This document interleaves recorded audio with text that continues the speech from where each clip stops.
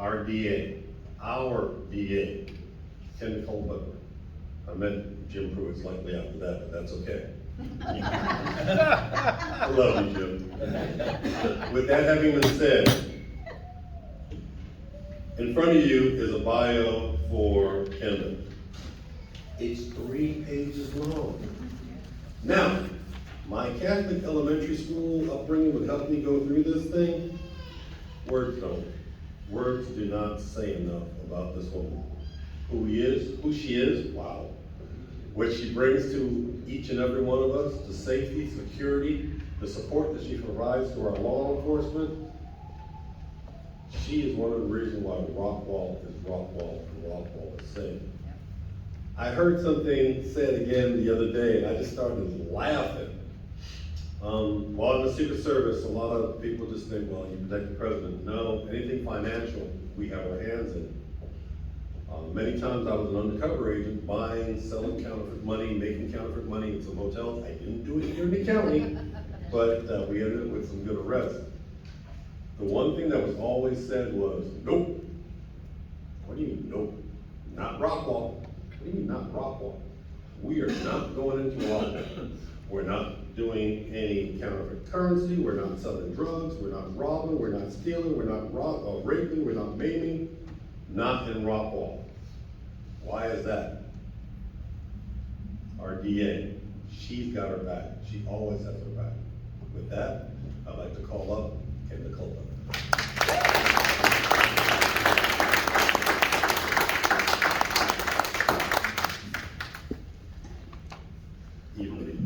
All right, so what's interesting about what he says, is this on? Can you hear me? Yes. What's interesting about what he says is, number one, let me just say how excited I am to be speaking to this club.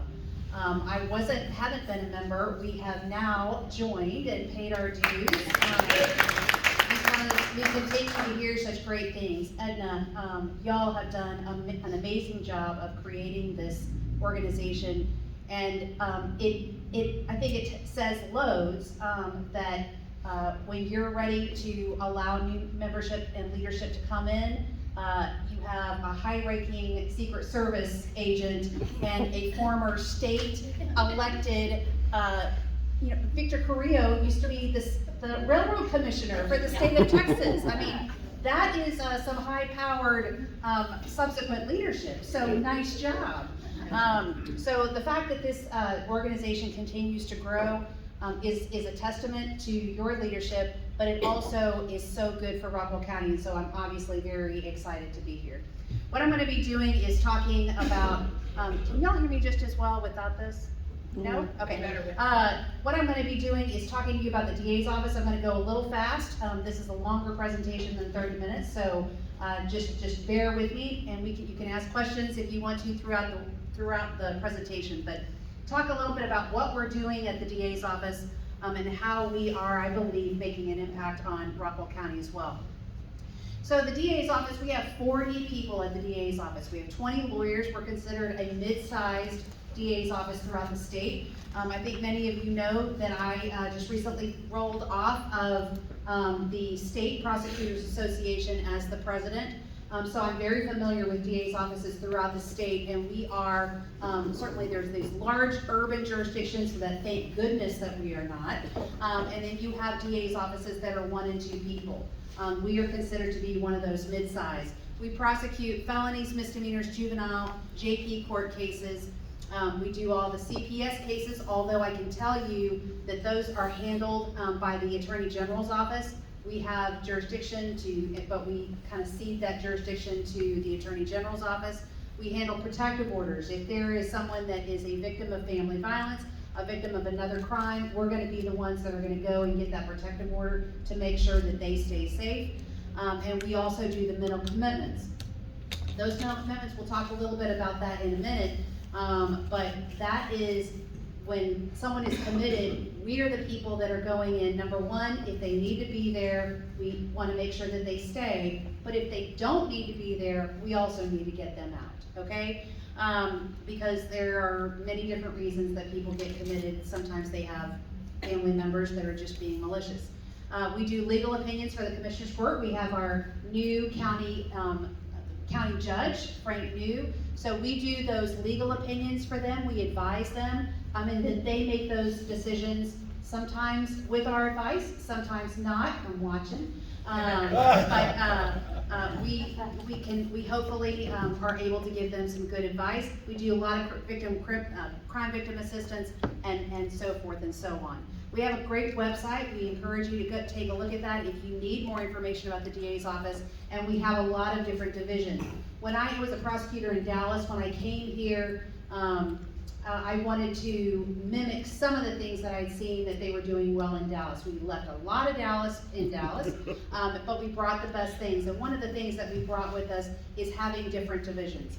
It is important when you have a family violence division that you have someone who is specially trained in family violence, so that we can make sure that we win those cases, that someone who has a passion for family violence is actually getting in there and taking care of those cases. Child abuse. There's a lot. Child abuse is a very specialized division, needs specialized training. We want a prosecutor that is going to be really good at child abuse cases. We have fabulous prosecutors in both the family violence division and the child abuse division. If you've seen, there's been a couple of press releases just recently about a child abuse case that was just prosecuted. That is because we have those specialized divisions. And you can see the rest of those. Crime in Rockwall County, it continues to increase. And I can tell you that I've got some graphs that I'll kind of go through quickly about some of the crime and what crime that we're seeing in Rockwall County. We continue to see a lot of drug cases. We have I-30 that's going straight through Rockwall County, and that is a drug corridor for sure. People are bringing drugs into the United States through 30 from Mexico and from other places through Mexico, and they're bringing money back to those places. And so we have interdiction officers that are on 30 that are not only trying to get those drugs off the street, but we are also working to get that money off the street, because that is the #1 way that we can impact the drug dealers, the big drug cartels, is taking their money. And we'll talk about that some too. Obviously, you're very familiar with the jail expansion. That is almost completed, thank goodness. We were shipping people to other counties in order to be incarcerated, because we just didn't have room. And so we have a new jail space. It is top of the line when it comes to jails, I guess. But one of the things that I'm so proud of with our jail expansion is that it has medical space for mental health services. Y'all, mental health is the #1 issue affecting criminal justice today. I can say that without hesitation. At the state level, they do not have enough places for us to get these people the help that they need. And part of it is drug related. Part of it is that there just seems to be more people that are suffering from mental health. And I think a lot of it is a multiplication of both.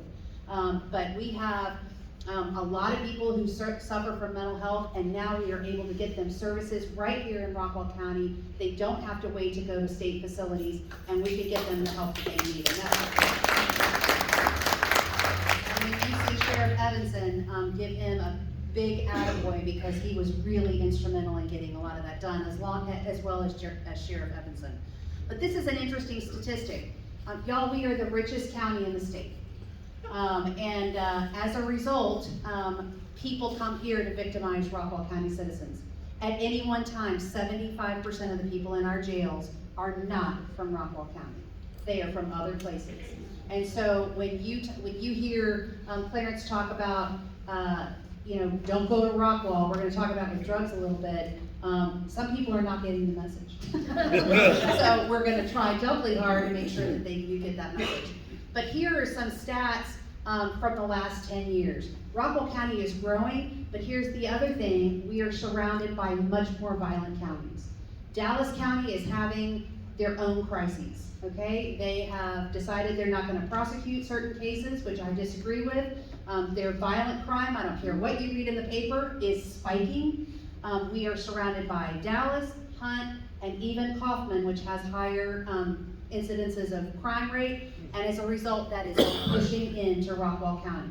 We have had a 79% increase in felonies, 63% in juveniles. People keep saying, oh, there's no juvenile crime. Bull.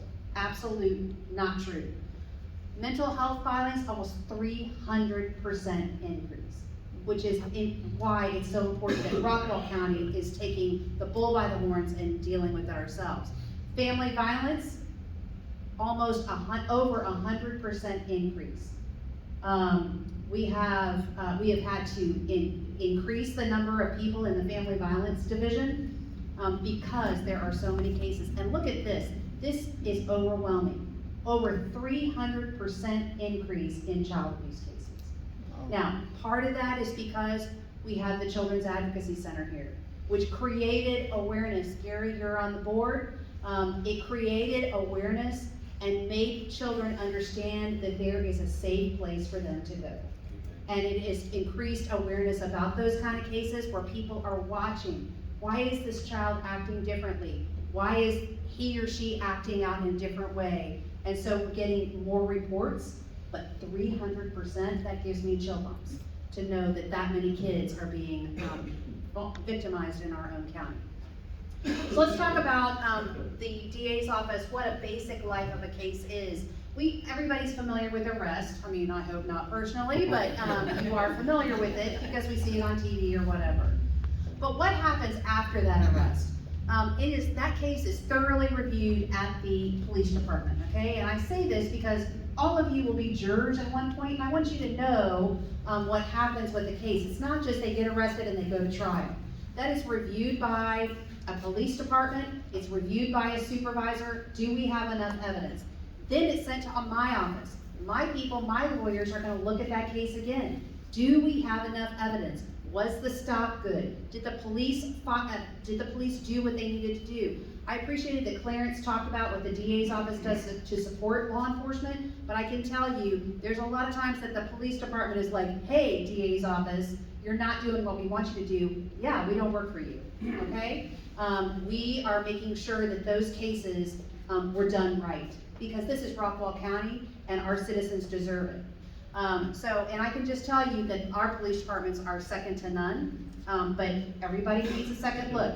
So we look at that. Is there enough evidence? It's sent to our intake. We review that. If there's enough evidence at the felony level, or I'll start misdemeanor, we file that case, and only then does it go to court to start the negotiation process. If it's a felony, we send it to the grand jury. The grand jury is an independent body of 12 people that review every single felony case in Rockwall County and decide, is there enough evidence to move forward? So what I'm saying, somebody gets arrested, it's reviewed by the police department, the DA's office, and an independent body before it even goes to court, all right? And they decide if there's enough evidence, that case gets indicted. You've heard that. If there's not enough evidence, or if we need to send it to the police department for more information, then it's a no bill, or we just withdraw it and we send it back to the police department.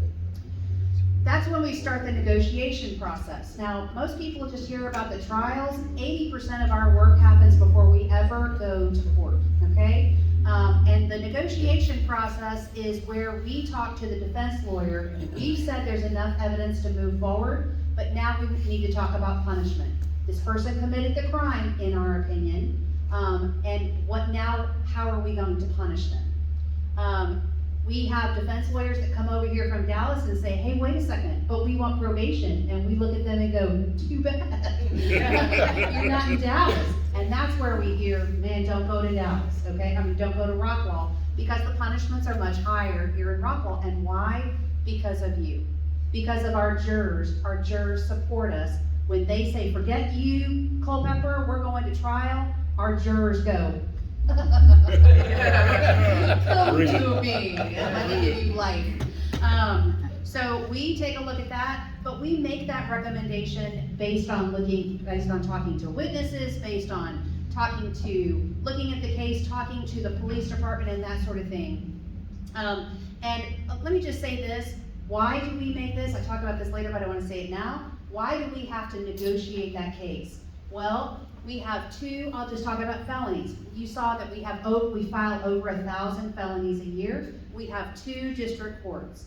They can have trials once every other week. So that is what, 26 times 2, 52 trials that we can have? We have to negotiate the rest of them because we have to save those trial dates for the most serious or the cases that we just cannot work out. So that's the reason that we have to negotiate these cases. Punishment ranges, just to kind of give you a quick down and dirty of what we see. Class C's, that's a fine, you're not gonna go to court, that's usually your speeding, you're not gonna go to trial.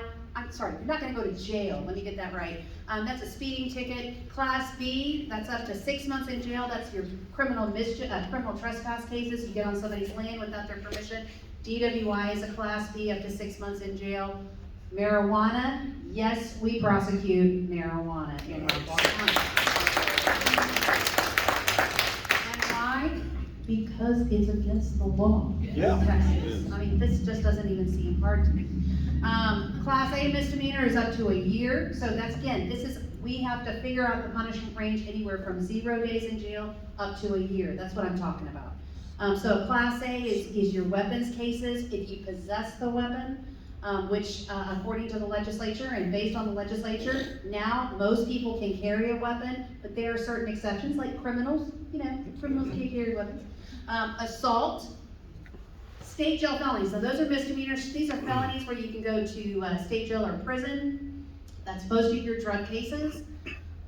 Your credit card theft and identity theft cases, 3rd degree, you can get up to 10 years in the pen for stealing a car over $30,000.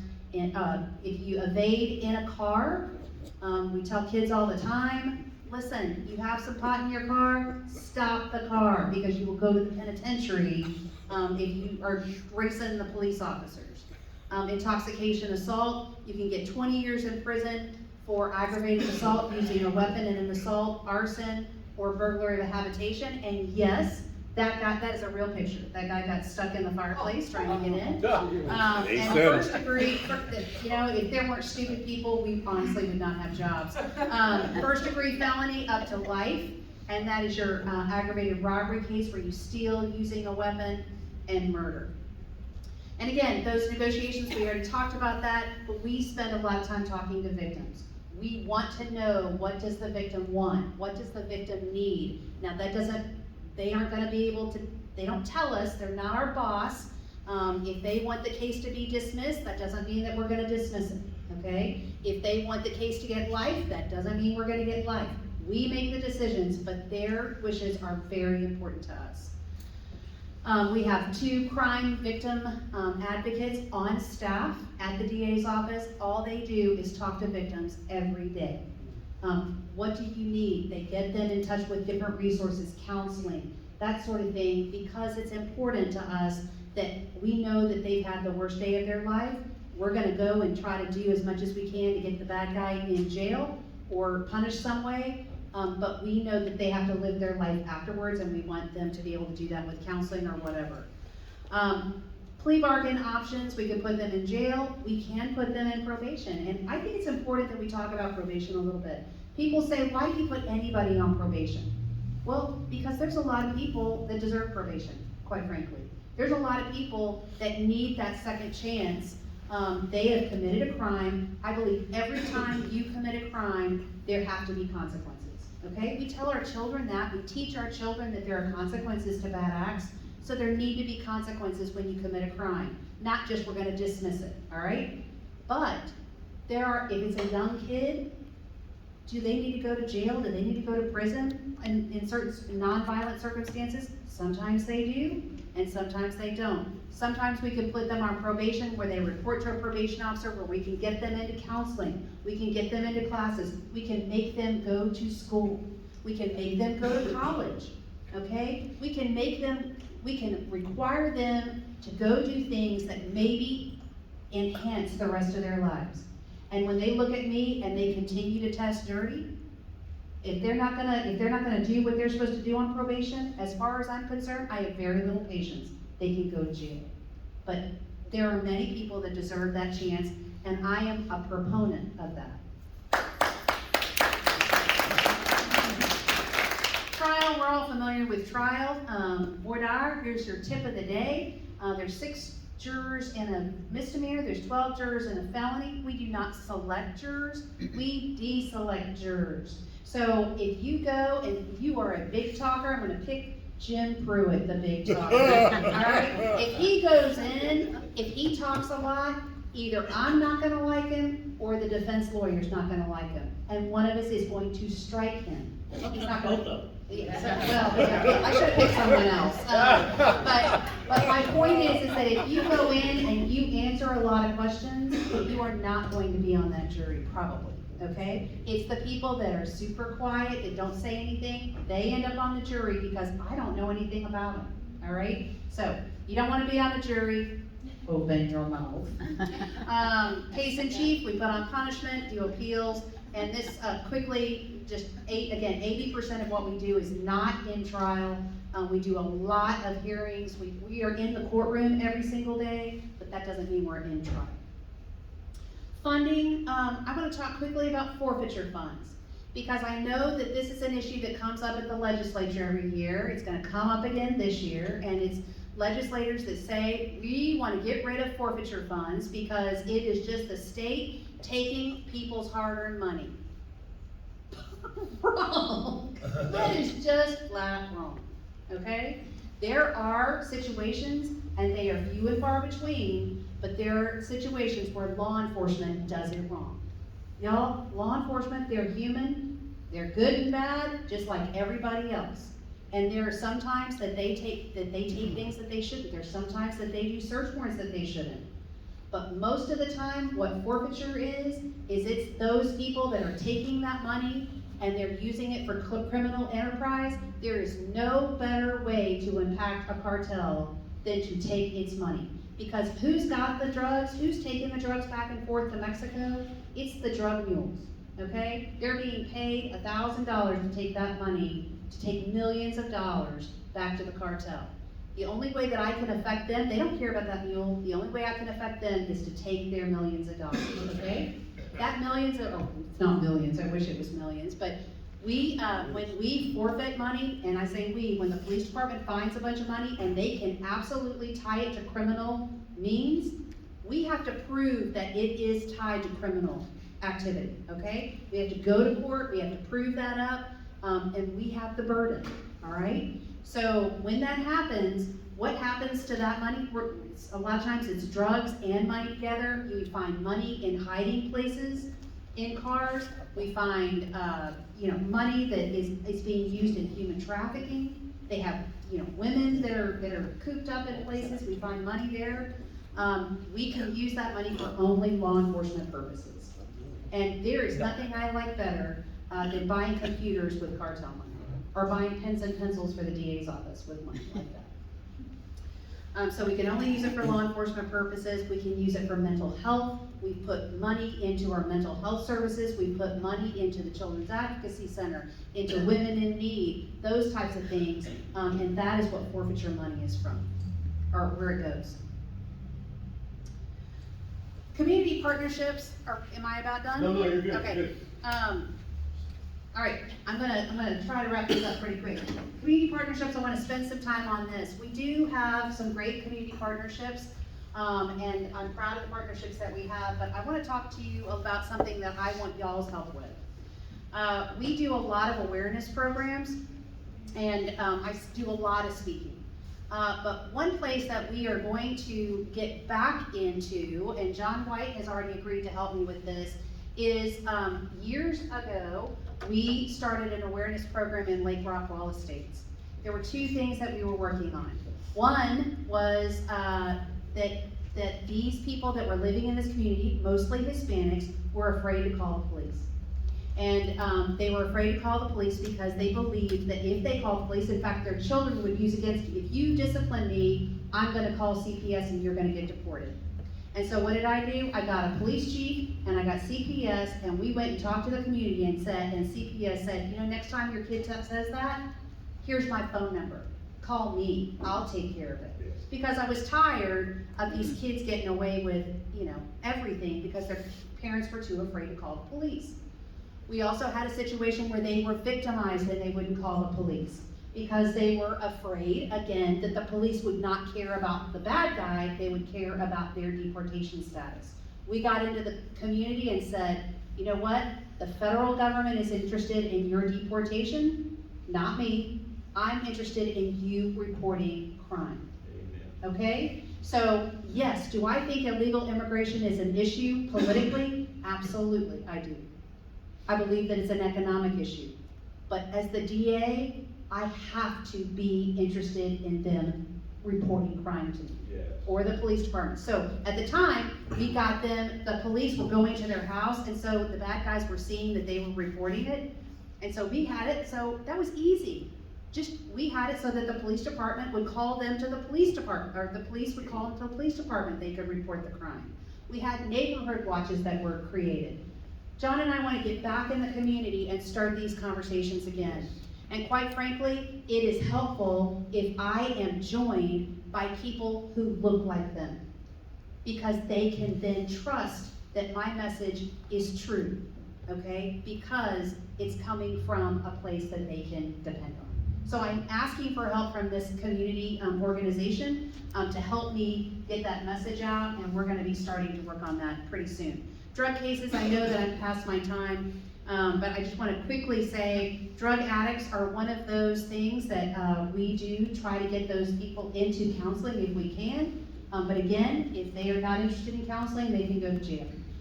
Drug dealers, on the other hand, they go to prison.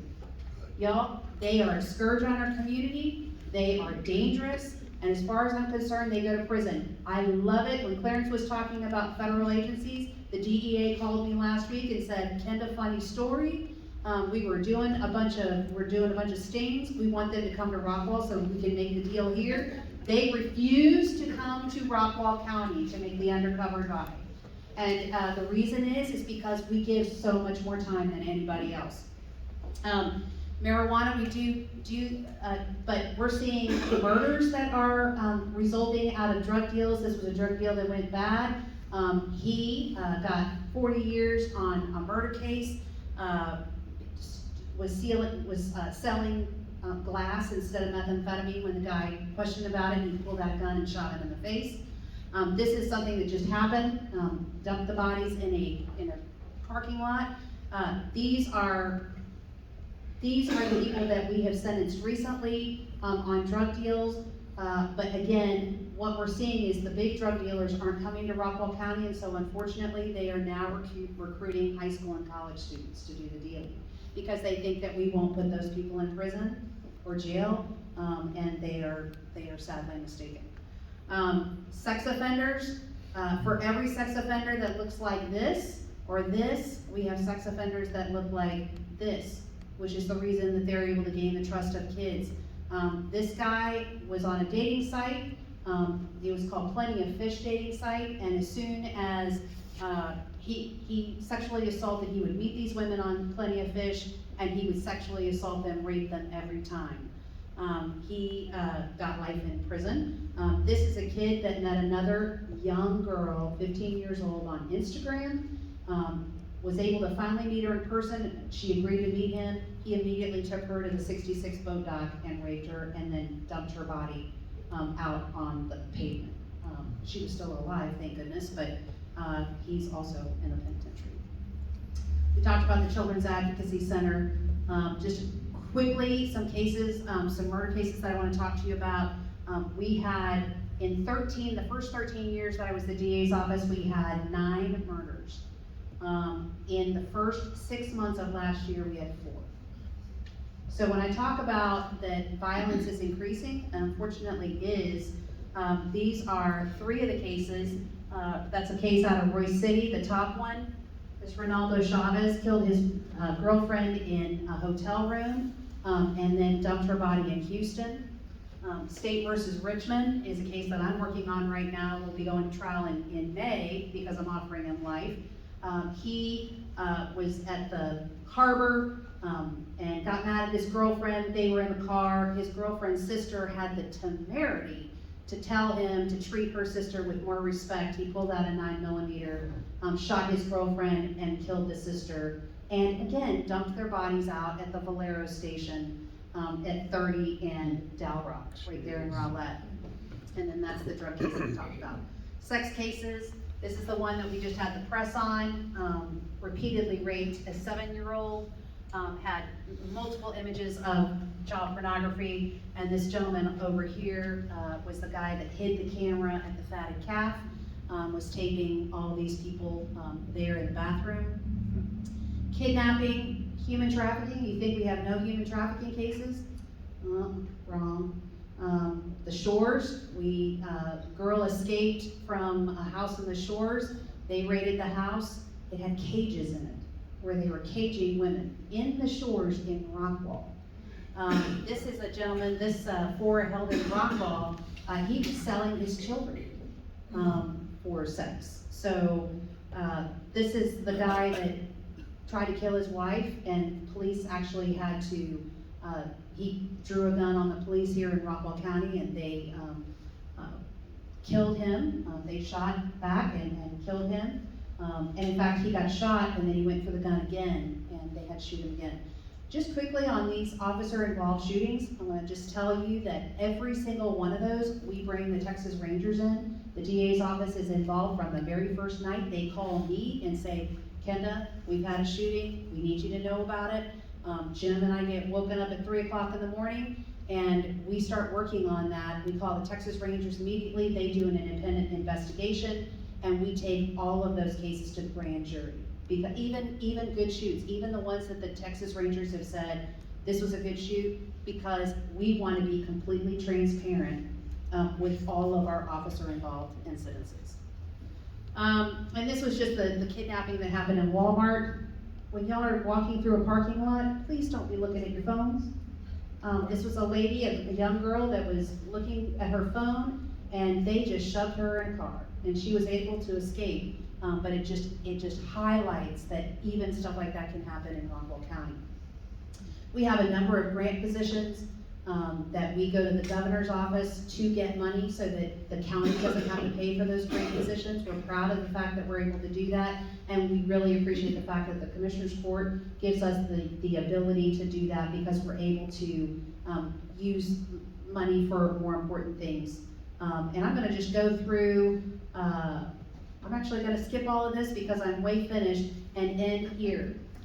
One thing that we are able to do in Rockwall County that we are not able to do in some other places is because we have an incredibly supportive community. And one of the things that we do is I was frustrated by the fact that we could not have a veterans court here. We didn't have the numbers that they had in Dallas that I was surprised that I wanted to do. And so I was frustrated. I was talking to a Marine general about it, or whatever they are in the Marines, and he said, Kenda, stop talking about it and go do something about it. What did Victor and Clarence say? Actions, not words.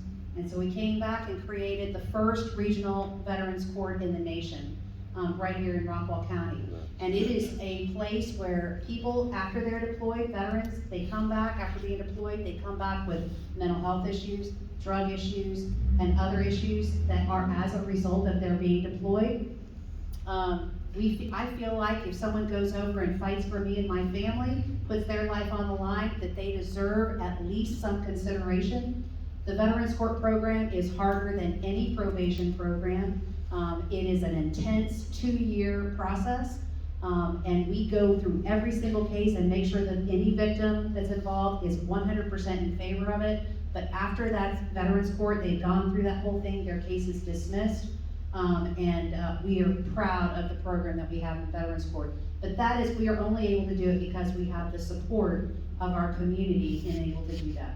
Y'all, I just want to tell you how proud I am to represent this community, represent you as the district attorney. I continue to love this job. I continue to be so proud of the people who work for me. Every single one of them are passionate and hardworking individuals. If you ever have any questions about the DA's office, please don't hesitate to ask. I really ask that you come to me and see how you can get involved in some of these awareness programs that we're going to be continuing. And thank you very much for your time and attention today.